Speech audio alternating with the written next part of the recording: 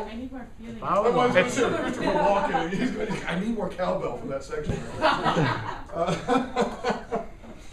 Every time I think of Juno, I think of cowbell. In fact, Cal was, she's always referred to sometimes as Cal-eyed or ox-eyed Juno. So I was going to be like, what? that would be great. Ox-eyed or Cal-eyed Juno. It started now. More cowbell. What? It started now. Oh, well, yeah, hi. I'm trying to tell you for like 20 seconds. So, 57 and following, we need some English. This time, let's get the translations out. And let's go with good stuff here. Let's go with Frederick All. Let's go Sarah Rudin. How many people we got? Oh, I want Sarah Rudin. I'll take the Red Book. Robert Fagels. Sarah Rudin. Lombardo. Out Lombardo. Brenda. Cranch. That one right there. No. Which one? This one. Yeah. Oakley. I'll take the red one. Fitzgerald. How many do we need more? Oh, here, Brenda. Oh, I'm not happy. Wait, no. Oh, I'm not happy. Somebody's walked off with the West. Where is the West? the David West? Which one's the West? The West. I'll take it now. Somebody walked off with the West. I have none. I'm serious. That's the really good prose version we always use. It's not here. We have it already. What's that?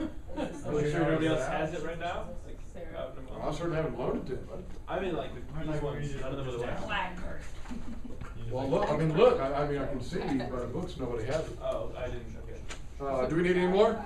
Oh, sweet. No, How many more? Two more? Two more? This is the one. Okay. Let's Yeah. go with I need one as well. let's go with Rolf Humphreys and Dickinson here. That's what's over. Is that it? John, you have one? Who doesn't have one? If you don't have one, raise your hand. Alright. Wait, you don't have one either? Alright, one more. We're going to go with the Ghoul. I don't have one. Okay. The Ghoul. Ghoul. Okay, well, these are the grapes though. I gotta say, Okay. I'm kind of concerned about that because that's one we use a lot. Is that prose version of, and there's no reason for it to be anywhere else. Would it be with these ones? Get them in this place. I don't think anyone would steal Latin. Imagine who I else was besides. I'm not gonna say who else besides you Is guys it would be English? interested in a translation of verse. Maybe they've seen Hensley people.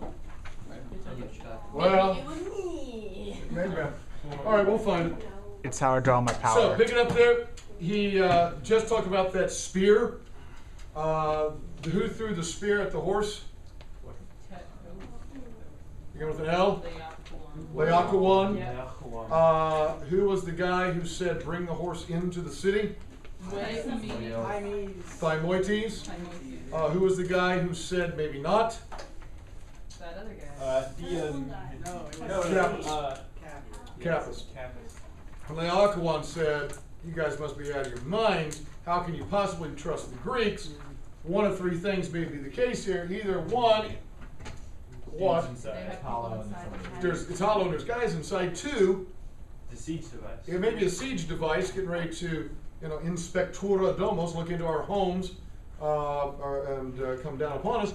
Or there's something tricky here. I don't know what it is, but it's something.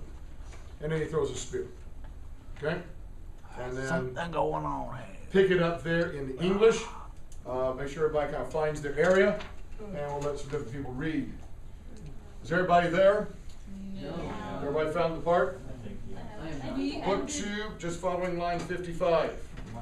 And ends the with lap. the I fear the Greeks is, What was that? it ends with like the line where he says, I fear the Greeks, Especially when bearing this. Yeah, find that. That'd be the easiest. Everybody find it?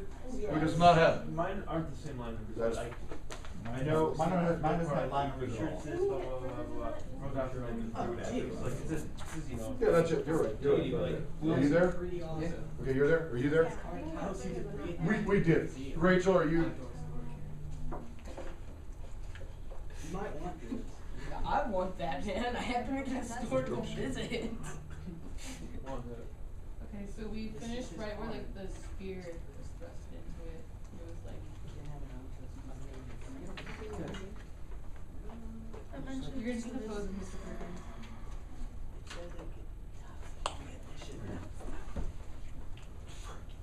Okay, pick it up with right after I fear the Greeks, even when they bring gifts. Start reading for us, Brenda. And that spirit, with all his might, he hurled a huge spear straight into the monster's flanks, the mortised timberwork of its swollen belly. Quivering, there it stuck, and the stricken moon came booming back from its death with echoing blows. Yes, if fate in her own words had not gone against us, surely Leophon would have driven us now, terrific glare open with iron spears, and truly still be standing, proud fortress of crime, you would tower still. And there's that second person singular, right, shifted, you would still be saying. In fact, I just want to, we're just kind of go in order, actually. So Paul, pick it up right there. Okay, but meanwhile some garden shepherds with loud shouts were hailing the king, to the king, a youth whose hands were bound behind his back. To compass this very end, an open Troy to the Achaeans, good. Greeks. Yeah, deliberately, stranger though he was, he had placed himself in their path, confident in spirit and ready for either event, either to ply his crafty wiles or meet certain death. From all sides, in eagerness to see the Trojan youth run streaming and vie in mocking the captive. Here now the treachery of the Greeks, and stood, and from a single crime learned the wickedness of all. All right, pause there. Rachel. Well, as he stood before everyone's gaze, roughed up and defenseless, as he surveyed with his eyes all the Phrygians, that's the Trojans. Forces around him. Oh, he said, what land on earth, what oceans can ever accept me? More to the point, what hope of survival remains in my firm clay? I've no possible place to Danaans. Dardanians also hate me as one of the foe. They demand retribution and bloodshed. Attitudes changed as he grew. All right, pick it up right there, Caitlin. Chastened our mood and checked our urge for violence. We encouraged him to explain, tell us his nationality, and what he able to accomplish by this essay of trusty surrender. After some hesitation, he seemed to lay his fears to rest and answered. I'm going to pick it up there with John. So here's the deal. They've been standing around looking at the horse, right? Some shepherds come up and say, hey, we found this guy out here, and he's bound up in chains, and he comes up and he says, oh, you know, he's a Greek. And he says, but my situation is bad, the Greeks are going to take me, and everybody's like, what are you talking about? Who are you? What's the deal here? And now he's going to start explaining. John? Okay, whatever happens, I will tell the truth, tell all of it, to start with. I am a Greek. Sinan is watching. Sitting down. Fortune has made him so, but she will never make him alive. You may perhaps have heard rumors of Palamedes, son of Thales, a man of glorious fame, but the Greeks killed him. He was against the war, and so they killed him. An innocent man, by perjury among false witness. Now that he is dead, they mourn him. My father, his poor relative, had sent me as a soldier, and he sent me. I was then scarcely beyond my boyhood. All right, pause right there. So he says, my name is Simon. I'm a Greek, and my father had sent me to fight in the Trojan War. And now he's going to continue on there. Pick it up, Coop. As long as he stood firm in princely power and flourished in the councils of the kings, I too, somewhat of name and honor bore. But afterwards, I speak of things well known, when by plausible Ulysses hate, he from these upper realms of earth went down, and in gloom and grief I dragged my life along, afflicted and indignant at the fate of him, my guiltless friend. Nor did I hold my peace, fool that I was, without revenge. If chance in any way should favor me, into my native Argos I should ever return victorious. And with words I stirred fiercely.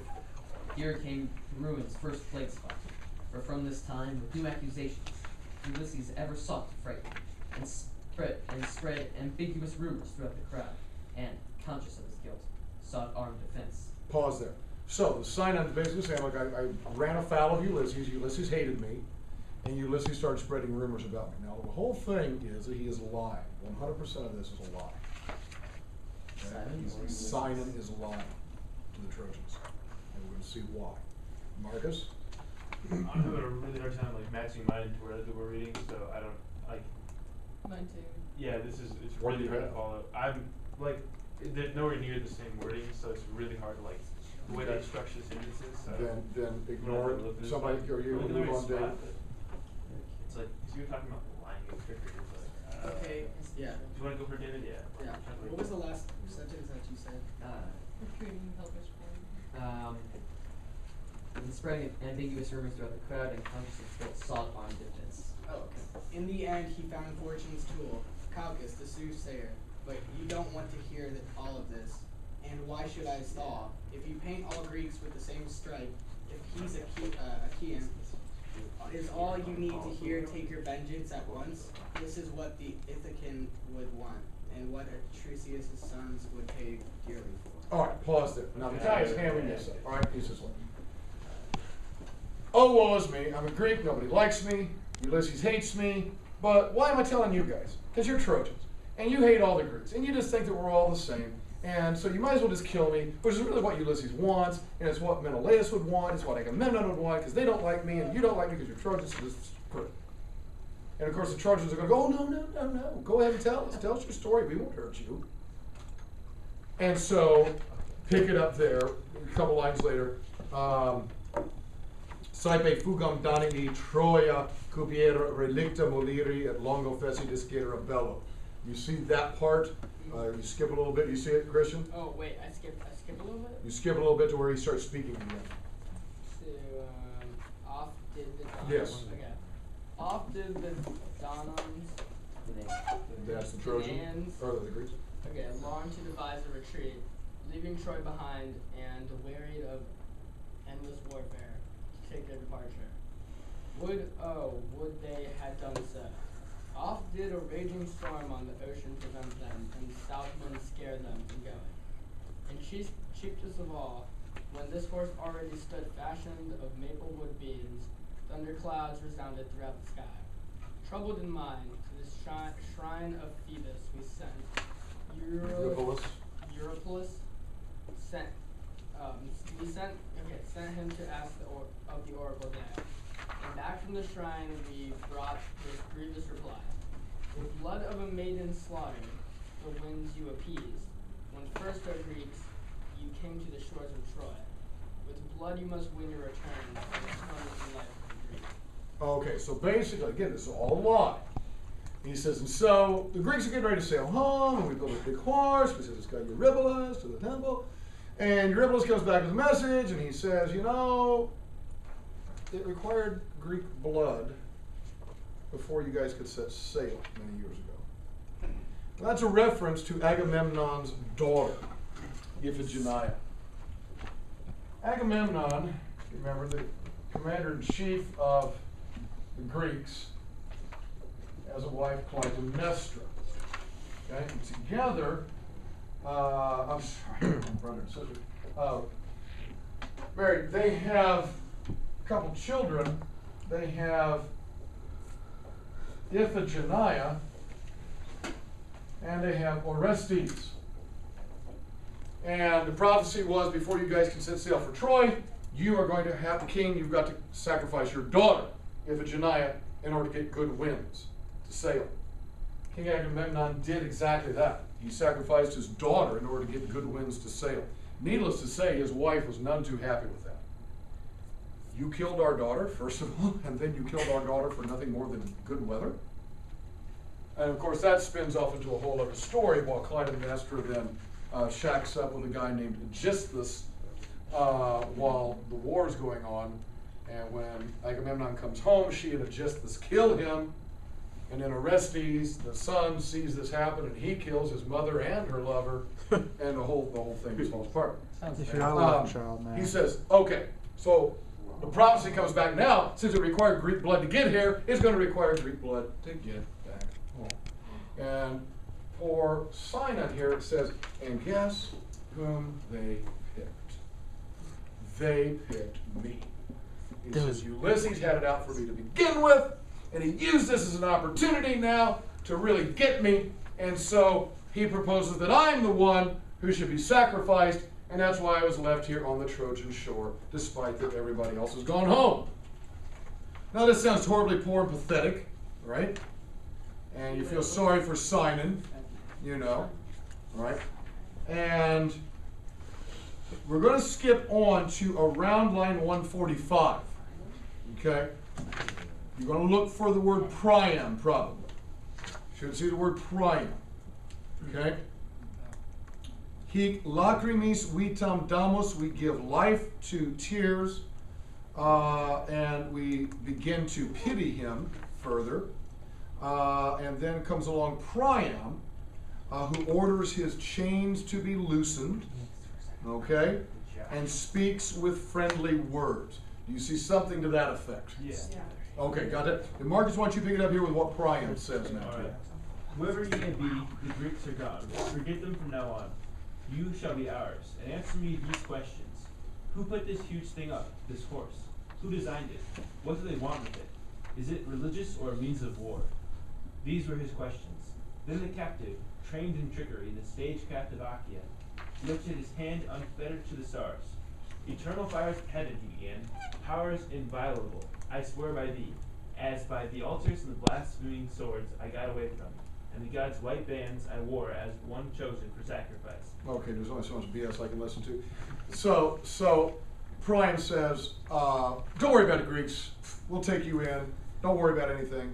You know, shows him kindness. He says, but tell us about this horse. What's going on here? And here comes Simon. And again, I see one of these overacting silent film kind of guys. Like, oh, you know, it's one of these kinds of things. And he swears by the stars and all this kind of stuff. And of course, he's lying through his teeth. And he goes on and he's going to tell them what this is all about. And he makes up some cock and bull about Ulysses and the son of Tydeus or Diomedes. You may have here. He basically says it's a sacrifice for Athena, okay?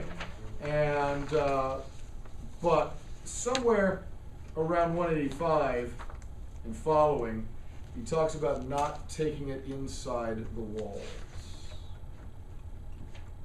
Well, we're going to pick it up now at 199 to 200, which is your homework.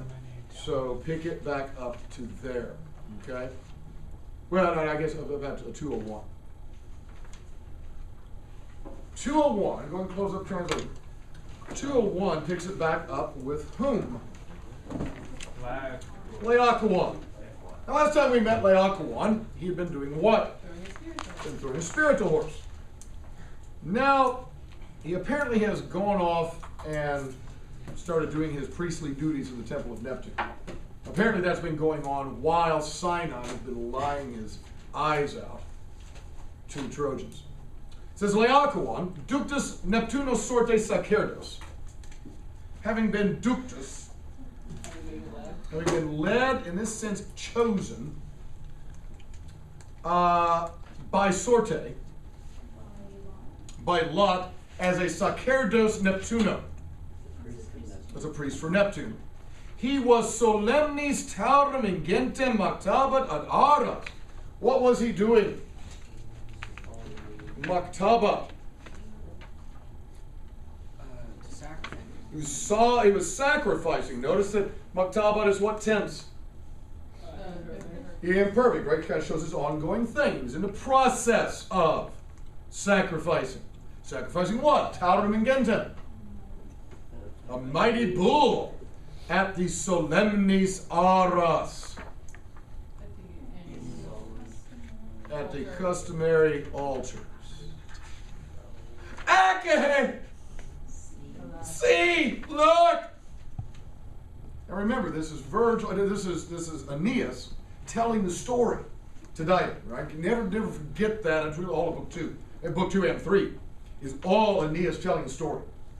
So when you get this Achae, I mean, really, Aeneas, I think, it's kind of the post-traumatic stress thing. I think he's really reliving this, right? And he says, look!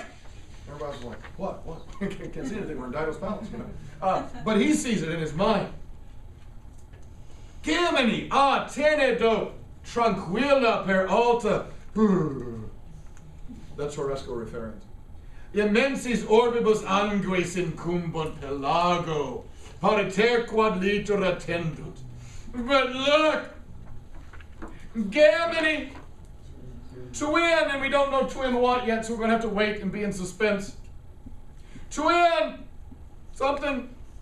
Tenedo. From Tenedos. All right, we said this yesterday. What was Tenedos? Small island off the coast of Troy.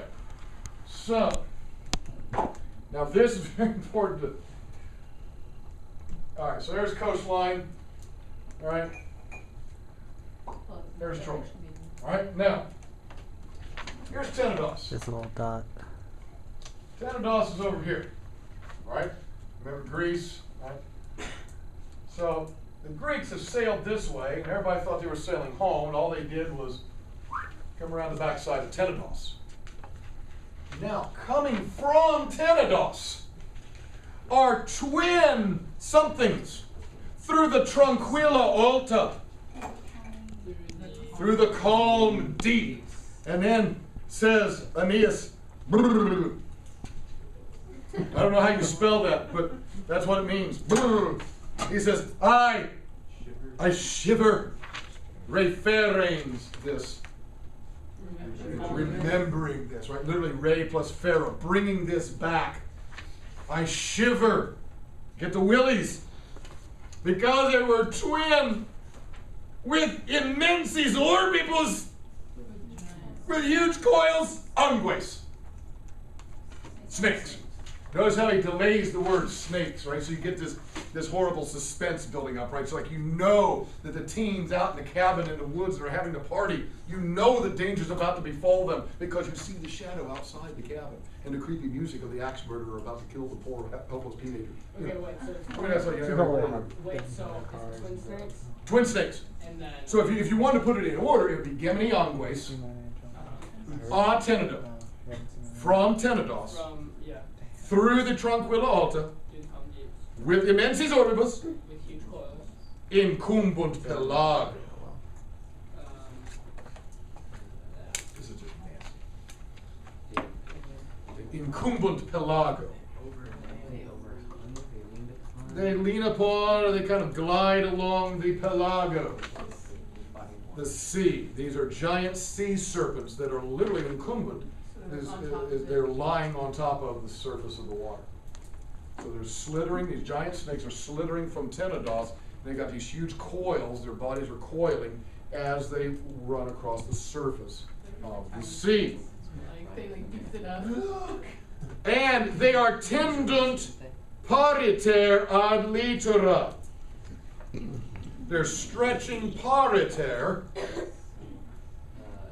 equally toward the litera, the shore. So as one gets a little bit ahead, then the next one's up. And they're making good time together towards the shore. Now, isn't it interesting that snakes, the universal symbol of evil, are coming from the direction of what island? The evil of, Where the Greeks are. Now, in all the stuff that hindsight makes so clear, none of the Trojans are going to pick up on any of this. They're not going to pick up on any symbolism whatsoever. Because the snakes are tiny and they. Well, you're huge. You know, it's like Monty Python and the Holy Grail. You know, it's like, you know, did you see the monster? Like, what do you mean behind the rabbit? No, it is the rabbit. What do you mean that little? Like a big, huge teeth. Anyhow, okay. We're stretching towards the shore. Pectora quorum inter fluctus erecta. Ubique sanguinei superant undas. Oh, this is terrible. Two snakes, quorum pectora, whose pectora, whose chests, having been erecta, having been raised up inter fluctus, among the waves. So here they are, they're gliding along, and then all of a sudden, the front part of the snake raises up like this, right? And as they're still going along, and they're so down, they're up like this, right? Ubi sanguinei superanundas, and their sanguinei ubi. And their bloody red. Their blood red ubi, eyes. no, crests, superant undas. Superant, go above the undas. The way, right? So, right, we got our snakies here, and then their bodies come up like this, right? And apparently, these sea monsters This was the the Asia Minor version of the North American red-headed snake, right? And you recognize them by their. I'm just making stuff up. Apparently, they had a red patch there. But here's the thing. Wait, I thought you were joining the wave. No, it's a snake. Obviously a snake. It's obviously a Look at snake. the coil. I was like, Well, that's supposed to be, that's like a snake. It's a line. Look at it. See, pork tongue, right? You Now, at least draw it. what else do you know from this time period in culture that has a blood red crest? Let's just say black widow. snake coming. Not animal so much. Soldier. Yup. What he said. A soldier.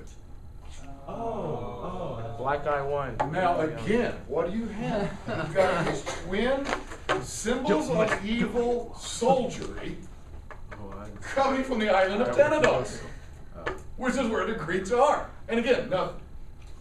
Wow. Those are bigger than the ones I saw on the Discovery Channel. I mean, that's all that this Trojan say. I mean, there's no recognition of symbolism here at all for them. Well, symbolism doesn't really work for real life. Yeah, you're right. And the blue sea word doesn't make me think you're more intelligent, even though that's what like the color means. Well, yeah, okay. Pars cetera pontum pone legit sinewat qui mensa volumine terga. Oh, this is gross. Right? Pars. Part of them. Cetera pontum pone legit. Part of them, pone, or the remaining part, pone, it's adverb down on the bottom of the page. Part of them behind, legit pontum. All right, you know Lego mostly to mean what? Lego, Legger, or leggy legs. Click, click, click, click, click, click. It is to choose. I'm glad you thought of that first. Most people think of to read because it is the basic verb to read, but it comes from that Lego means to pick or to select or to choose, which is what your eyes are doing when you read. Virgil's using it in its very literal sense here. The body, the part of their bodies that are behind them, right? So the crest or the chest is up front, raised up. The part that's behind them is just picking its way along the sea. In other words, just skimming the surface. Right? It's not even going down under the water at all. It's just like picking along the surface there and gliding along. And sinuat immensa volumine terga. And that back part, sinuat, twists or folds the immensa terga. The huge back part in a volumine. In a coil. So you've got this huge coil slithering along the surface of the water as the front part rises up rather.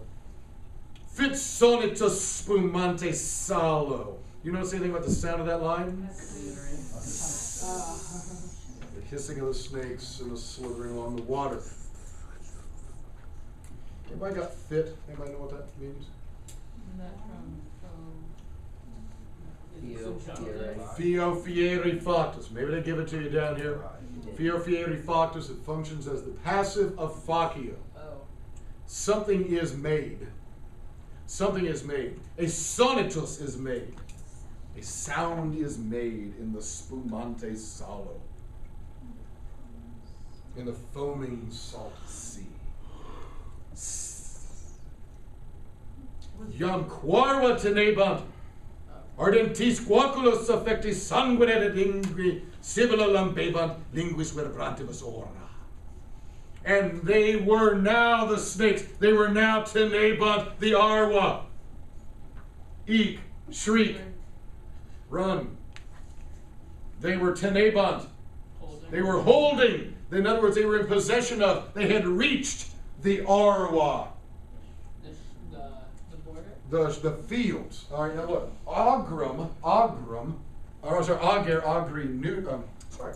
Ager, agri, masculine, is field, whether cultivated or not. This word, arwum, arwi, neuter, is specifically cultivated field, so farmland. So now these guys have come all the way from the sea, they've made it up to the beach, and are basically getting close to civilization. When he uses the word arwum. Okay, so he's using that particularly because it makes it even scarier. They were now in possession of the farmland. And suffecti, I like this word. There's a good definition for this in English if you know the word. Do you know what suffuse means? Suffuse means to, yeah, kind of pour all the way through. Their eyes were suffused with sanguine igni, with blood and fire. All right, so Virgil through Aeneas is really piling this on. Now, you may be right, Danielle. He's making a couple of card snakes. Right, just, around the sand, and some kid's like, hey, look what I found. And now when Aeneas finally tells the story, no, they're twin sea serpents with fire and blood in their eyes, but anyhow. That's what it is. And they were, oh, this is disgusting, they were lambebant. They were licking their Sibylla aura, their hissing mouths with vibrantibus